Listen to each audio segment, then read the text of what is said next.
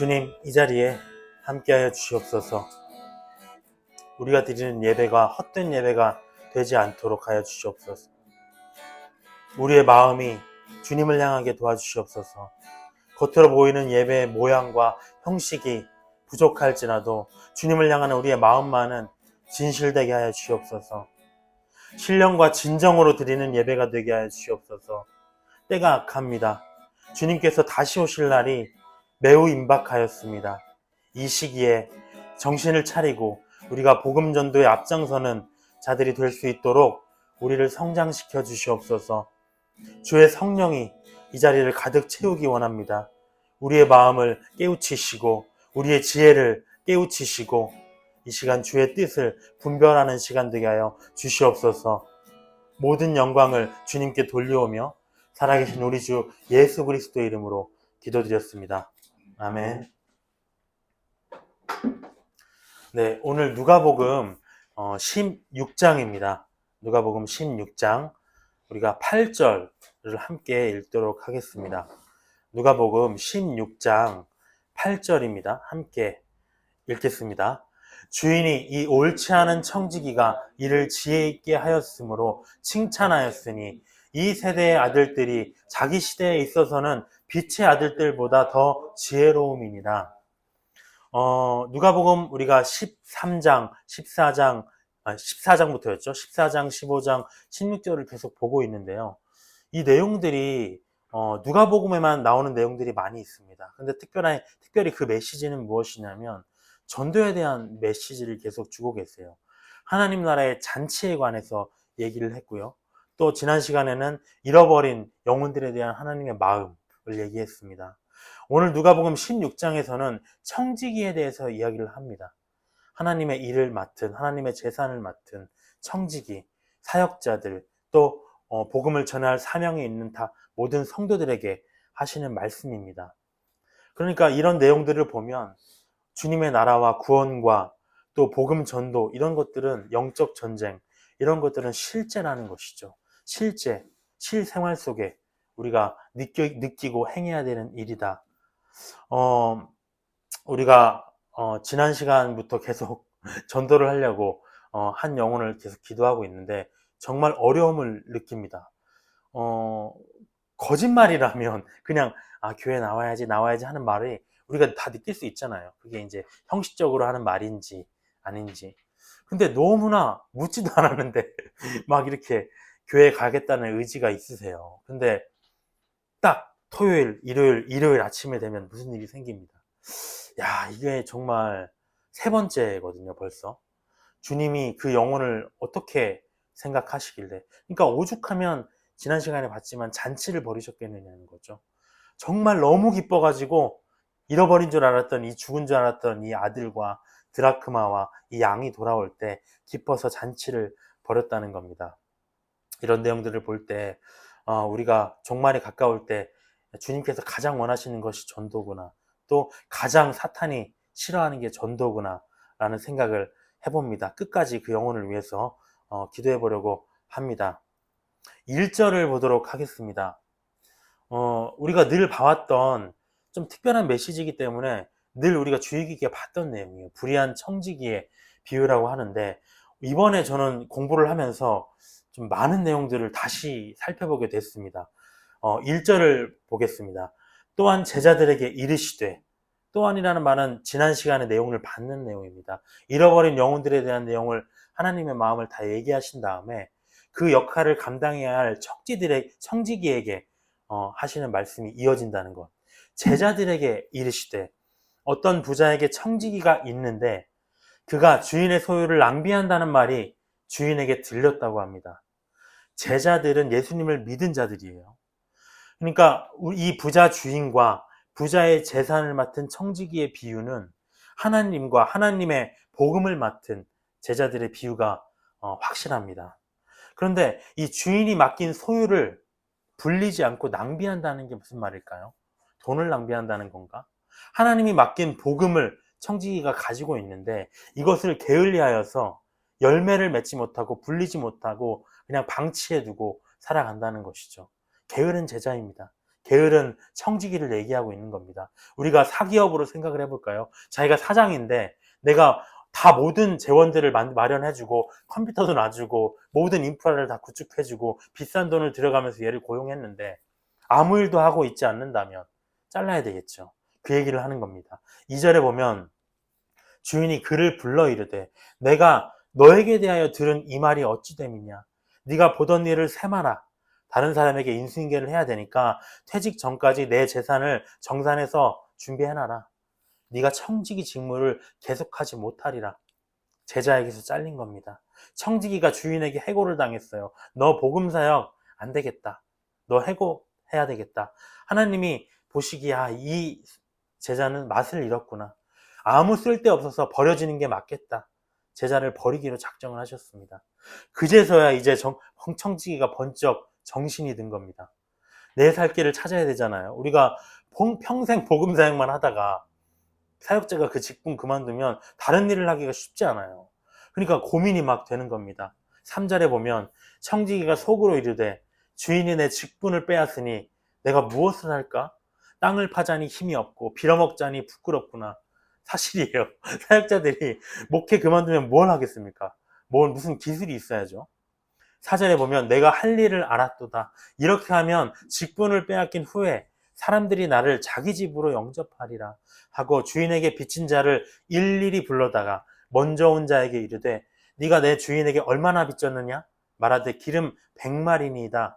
여기 내 증서를 가지고 빨리 앉아서 50이라고 써라. 또 다른 이에게는 너는 얼마나 빚졌느냐? 밀 100석이니이다. 여기 내 증서를 가지고 80이라고 써라. 지금 손해 일으키고 있는 거잖아요. 주인에게. 낭비 일으키고 있는 거거든요. 근데 주인의 반응이 무엇인지 봐야 됩니다. 우리가 청지기가 주인의 재산을 정산하면서 빚진 자들의 빚을 임의로 깎아줘서 탕감했습니다. 왜? 자기가 잘린 후에 내가 선대한 사람들로부터 도움을 받아야 되니까 인맥을 쌓는 거죠. 사람을 사귀는 겁니다. 근데 뭘로 그렇게 했냐면 주인의 재산으로 했잖아요. 자기 재산으로 한 게 아니라 주인의 재산으로 지금 그렇게 했습니다. 근데 우리가 이 주인이라면 어떤 반응이겠느냐? 아니 네가 왜 이렇게 나를 속였느냐라고 화를 냈겠죠. 낭비를 했다고 하면서 청지기를 자르려고 했잖아요. 근데 8절에 보면 다른 반응이 나옵니다. 주인이 옳지 않은 청지기가 이를 지혜 있게 하였으므로 칭찬하였으니 이 세대의 아들들이 자기 시대에 있어서는 빛의 아들들보다 더 지혜로움이니라. 지혜에 대해서 얘기를 합니다. 우리가 보기에 이 청지기의 행동이 주인의 소유를 낭비한다고 생각해요. 근데 하나님 보시기에 낭비가 뭐냐면 아무것도 안 하는 겁니다. 아무것도. 누가복음 19장에서도 나와요. 하나님이 자기가 주신 달란트, 은사로 아무것도 하지 않고 그대로 둔 종에게 악하다 이렇게 얘기하셨거든요. 대신에 이 청지기 제자는 오늘 이런 불의한 일을 하고도 칭찬을 받았습니다. 그가 우리 제자의 입장에서는 어떤 일을 한 것이냐? 사람들을 만나서 그동안 자기가 방치해 두었던 하나님의 재산, 복음, 죄악의 탕감의 이 기쁜 소식을 계속 복음을 전해 주었다는 것이죠. 그래서 그들을 자기 편으로, 하나님의 편으로 모았습니다. 지금 제자 사역을 다시 하고 있는 것이죠. 전도의 열매를 맺기 시작했다는 것입니다. 그렇기 때문에 이를 지혜 있게 처리했다라고 하셨습니다. 근데 특별히 주목할 것은 지혜를 얘기해요. 그러면서 예수님이 이 세대의 아들들이 자기 시대에 있어서는 빛의 아들들보다 더 지혜롭다라고 합니다. 이건 뭐냐? 믿지 않는 세상 사람들이 아직 예수님이 오시지 않은 자기 시대에 있어서는 믿는 자들보다 더 지혜롭다는 것이죠. 뭐가 지혜로운 것인가? 쉽게 생각할 수가 있어요. 세상 사람들이 일하는 방식을 볼까요? 공무원은 좀 예외인 것 같아요. 사기업을 보면 우리가 일을 해야 돼요. 돈을 벌려고 합니다. 장사를 하려고 해요. 그러면 성과나 수익을 내야 되잖아요. 얼마나 지혜로운 방법을 씁니까? 수단, 방법을 가리지 않고 밤낮을 투자해서 물불 가리지 않고 최선을 다해서 합니다. 근데 예수 믿는 사람들이 사람을 사귀는 일을 해야 되는 제자들이 일하는 방식은 어떠한가? 별로 고민 안 해요. 그렇게. 그게 별로 고민 안 해요. 지혜를 그렇게 발휘 안 해요. 오늘 못 오는 저도 그래요. 오늘 못 오나요? 어쩔 수 없죠. 근데 만약에 내 돈에 걸려 있다면요? 내 돈이 걸려 있다면 어떻게 해서든지 새벽부터 쫓아가서 하잖아요. 그러니까 세상 일에 대해서는 이렇게 세상의 아들들이 지혜롭게 한다. 근데 빛의 아들들은 이 중요한 청지기의 일을 하는데 남일처럼 해도 그만 안 해도 그만 무기력하게 한다는 것이죠. 그래서 나에게 손해를 입히고 있다 하신 겁니다. 근데 이 제자가 지금 자기 일처럼 지혜를 발휘해서 백방으로 지금 사람들을 사겨가면서 자기 꾀를 내가면서 전도를 하니까 칭찬하신 것이라는 것입니다. 근데 여기서 주목해야 될 게 뭐냐면 대표적인 복음 전도의 수단, 이 사람이 뭘 사용했냐면 재물을 사용했어요. 재물. 얻어먹으면서 전도 못한다는 것이죠. 사줘야 전도예요. 사람을 사귀려면 사줘야 됩니다. 9절에 보면 내가 너희에게 말하노니 불의의 재물로 친구를 사귀라. 그리하면 그 재물이 없어질 때 그들이 너희를 영원히 거주할 처소로 영접하리라. 무슨 말이냐면 예수께서 재림하셨을 때, 세상이 새롭게 됐을 때 재물은 사라집니다. 하지만 재물로 내가 전도한 사람들이 내가 천국에 합당한 자로 인정받게 하는 증인이 된다는 것이죠. 10절에 보면 지극히 작은 것에 충성된 자는 큰 것에서 충성되고 지극히 작은 것에 불의한 자는 큰 것에도 불의하니라. 여기 되게 오묘한 말이 나와 있어요. 지금 불의의 재물로 친구를 사귀라고 해놓고 10절에 충성에 대해서 얘기하거든요. 그러면서 11절에 다시 불의의 재물에 대해서 얘기합니다. 불의의 재물에도 충성하지 않으면 참된 것으로 누가 너에게 맡기겠느냐. 재물에 대해서 얘기합니다. 충성. 뭘까 이게요? 13절에 보면 지파인이 두 주인을 섬길 수 없나니 혹 이는 미워하고 저를 사랑하거나 이를 중히 여기고 저를 경히 여길 것임이니라. 너희는 하나님과 재물을 겸하여 섬길 수 없느니라. 이 얘기가 왜 나왔을까? 우리가 재물은 불의의 세계에 속한 겁니다. 기본적으로 혀도 불의의 세계에 속했다고 하죠. 속성 자체가 문제가 있어요. 하나님의 나라와 반대입니다. 그래서 이 불의의 재물이 의의 하나님을 섬기는데 의롭게 사용되지 않으면 그 자체가 우상이 되어버린다는 거죠. 그걸 섬기게 됩니다. 근데 믿는 자가 어떤 이유로 해서든지 그래서 재물과 그런 관계를 맺으면 100% 불의해지고 망한다는 것이죠. 근데 오늘 청지기가 친구를 사귀는데 쓰는 재물이 누구의 재물인가? 자기의 재물이 아니에요. 주인의 재물입니다. 그럼 하나님의 재물이잖아요. 이건 뭐냐면 결국에는 청지기가 섬기는 교회를 얘기하는 거겠죠. 교회 재산입니다. 교회 재산을 가지고 청지기가 무엇을 할 것이냐 얘기한다는 것이죠. 불의의 재물로 친구를 사귀는 데 쓸 것이냐, 충성되게, 아니면 재물에 빠져서 하나님과 재물을 겸하여 섬기면서 충성하지 않을 것이냐 얘기하는 겁니다. 이게 안 되면 그 이상의 것을 안 맡긴다는 것이죠. 이 재물 가지고 내가 개인적인 돈놀이를 하면, 교회 재산을 가지고 돈놀이를 하면 안 맡긴다는 겁니다. 복음 전도에만 써야 된다는 것이죠. 저도 처음에 교회를 개척하면서 어느 정도 돈이 모이니까 더 모으고 싶더라고요. 진짜. 나를 위해서 쓴다는 게 아니라 좋은 공간을 더 찾을 수 있을 거야. 그래서 이렇게 아끼고 모아야 되겠다고 생각합니다. 근데 마음속에서는 늘 구제에 대한 마음이 있어요. 또 이렇게 사람이 전도가 안 되는데 여기에 신경을 더 써야 되지 않나? 라는 생각이 있으면서도 좋은 장소를 구해야지. 근데 초대교회는 가정집이 교회였잖아요. 중국이나 북한은 지금도 여건이 좋지 않으면 지하에서 모인다고 합니다. 예수님도 이런 얘기 했어요. 어디서 예배하는 게 좋을까요? 사마리아 여인이 물으니까 이 산에서도 말고 예루살렘에서도 말고 신령과 진정으로 예배하라. 장소가 중요한 게 아니라 성령께서 함께 하시는가? 그리고 예배자가 진리에 입각한 진정성으로 예배를 드리는가? 이렇게 하면 교회라는 것이죠. 그래서 저희가 지금 구제도 좀 했고요. 재활병원 사람들과 먹고 마시고 있습니다.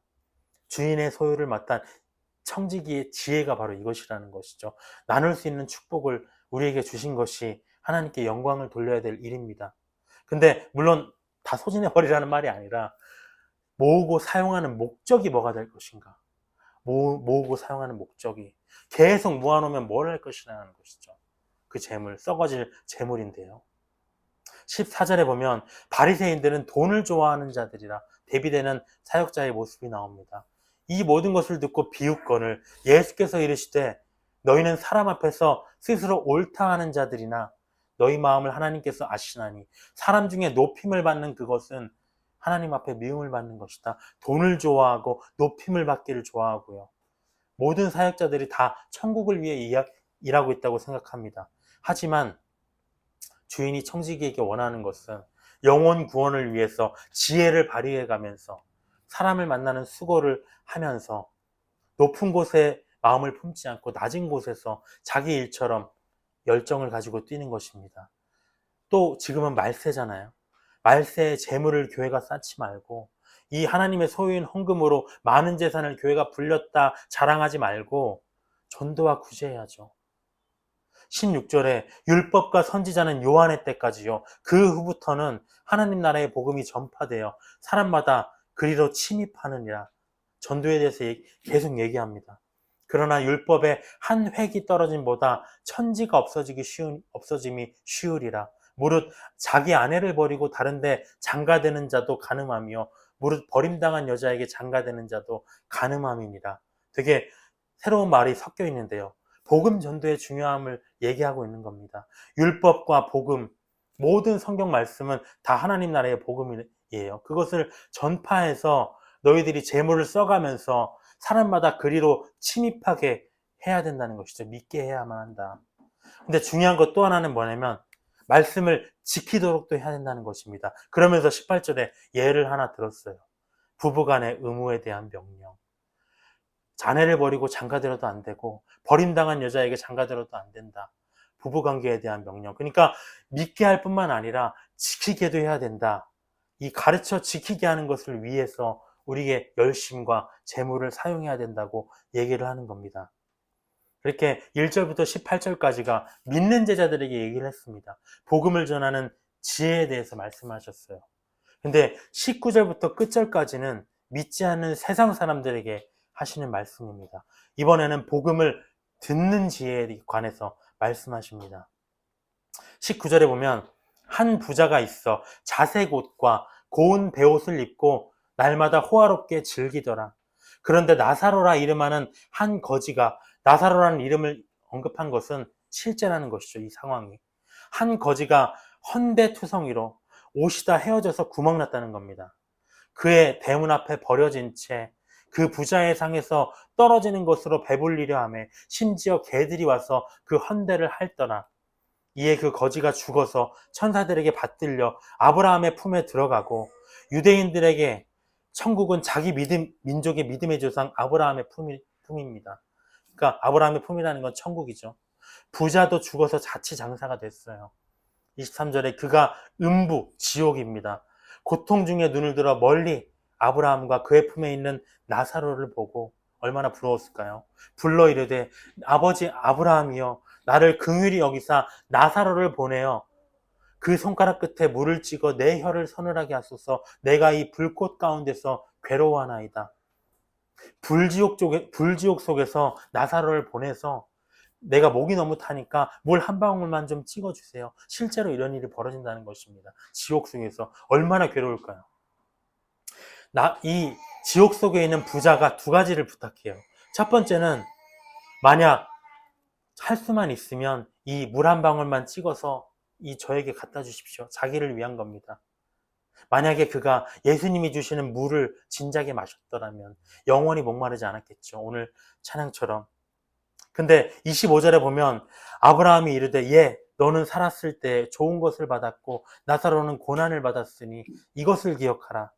이제 그는 여기서 위로를 받고 너는 괴로움을 받느니라. 그뿐 아니라 너희와 우리 사이에 큰 구렁텅이가 놓여 있어. 여기서 너희에게 건너가고자 하되 갈 수 없고 거기서 우리에게 건너올 수도 없게 하였느니라. 천국과 지옥 못 오간다는 겁니다. 근데 볼 수는 있는 것 같아요. 그러니까 25절의 말씀을 보면 믿는 자의 인생 나사로를 통해서 보여집니다. 그 정도의 낮은 상황은 아니지만 늘 결핍과 상처투성이와 문제투성이에 마치 옷에 구멍난 부분을 개가 핥는 것처럼 비천한 상황을 우리가 살아간다는 것이죠. 근데 예수 믿는 자의 소망은 소망 없는 고난이 아닙니다. 살았을 때 겪는 고난은 반드시 보상받는다는 것이죠. 이것이 하나님의 공입니다. 근데 중요한 건 뭐냐면 이 보상은 예수님을 믿는 자들에게만 한정된 보상이라는 겁니다. 제가 오늘 이 말을 전해주고 싶었는데 그분이 오지 않았어요. 왜냐, 그때 천국 간다는 얘기만 해가지고 천국은 너무 바라시더라고요. 근데 한 가지 조건이 있다, 이 얘기를 못 해주고 싶은데, 예수를 믿어야 가거든요. 한 가지 얘기를 못 해줬네. 그걸 들어야 되는데 못 오고 계십니다. 오늘 여기 부자는 그나마 현생에서 누려보기라도 했잖아요. 근데 만약에 현생에서 거지 나사로와 같은 상황이에요. 우리 재활병원에 있는 사람들이 사실 그런 처지 아닙니까? 근데 살아서도 정말 괴로운데 예수님을 믿지 않는다면, 죽어서도 또 지옥을 맞아야 된다면 그 영혼이 얼마나 비참한 상황이겠느냐. 27절에 두 번째 요구를 합니다. 그러면 그건 안 되면 아버지여 구하노니 나사로를 내 아버지의 집에 보내주소서. 내 형제 5이 있으니 그들에게 증언하게 하여 그들로 이 고통받는 곳에 오지 않게 하소서. 아브라함이 이르되 그들에게 모세와 선지자들이 있으니 그들에게 들을지니라. 이르되 그렇지 아니합니다. 아버지 아브라함이여 만일 죽은 자에게서 그들에게 가는 자가 있으면 회개하리이다. 이르되 모세와 선지자들에게 듣지 아니하면 비록 죽은 자 가운데서 살아나는 자가 있을지라도 권함 전도를 받지 아니하리라 하는 것입니다. 두 번째 부탁은 뭐냐면 나사로를 자기 가족들에게 좀 보내줘라. 그러면 현생에서 누릴 것 다 누리고 즐겁게만 살다 예수님 못 만난, 그리고 지옥에 간 자기 처지와 현생은 괴로웠으나 예수님 믿고 천국에 가서 정말 영생을 누리는 그의 영광을 증언하도록 해달라. 가족들에게 잘못된 선택하지 않도록 해달라, 권해달라는 겁니다. 죽었다가 살아난 자의 말이니 믿을 거라는 거죠. 그런 기적이니까. 하지만 아브라함이 뭐라고 했습니까? 천국과 지옥에 가는 것은 모세와 이스라엘 선지자들에게 들어야 된다는 것이죠. 이들이 다 죽은 자들입니다. 성경, 그들이 기록한 성경을 통해서 배워야 된다는 것이죠. 복음을 통해서.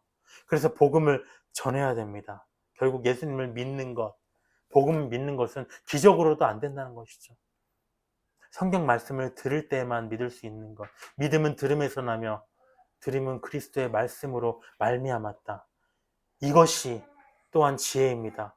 전하는 자의 지혜가 정말 불의의 제물로 친구를 사귀는 그런 지혜라면, 이 듣는 자의 지혜는 우리가 모세와 선지자들에게 그래서 복음을 찾아낼 수 있다는 것, 그것이 지혜입니다. 믿음, 우리가 그분이 오시면 전하고 싶은 말씀이 많았어요. 믿음에 대해서 무엇인지, 복음이 무엇인지, 사형리도 한번 가르쳐주고 싶었고요. 근데 이 기회라는 것이 정말 중요한 것 같아요. 정말 다음에 만나게 된다면 반드시 강제로 영접을, 강제로 머리에 손을 얹고 기도를 시키든가 해야 될 것 같아요. 많은 기회가 주어지지 않거든요. 그래서 이런 내용들을 보면서 또 하나의 또 마음이 드는 건 뭐냐면, 가족 전도도 또 생각이 들었어요. 부자가 지금 자기 처지에도 불구하고 형제들에게 애원하잖아요. 우리가 천국에 갔을 때 나사로처럼, 아브라함처럼 지옥의 모습이 보일 것 같아요. 와, 갈 수는 없지만 얼마나 괴로울까요? 물론 우리 그때는 죄가 없기 때문에 뭐 그런 기쁨과 슬픔과 괴로움이 없겠지만 그 모습이 고통스러울 것 같아요. 정말 안타까울 것 같아요. 그래서 복음을 전해야 되겠다라는 생각을 합니다. 우리가 어떻게 해서든지 계속 복음 전도에 대한 말씀이 나오는데 지혜를 가지고 다시 한번 열심을 내보는 우리 교회가 되기를 바랍니다. 기도로 마치겠습니다.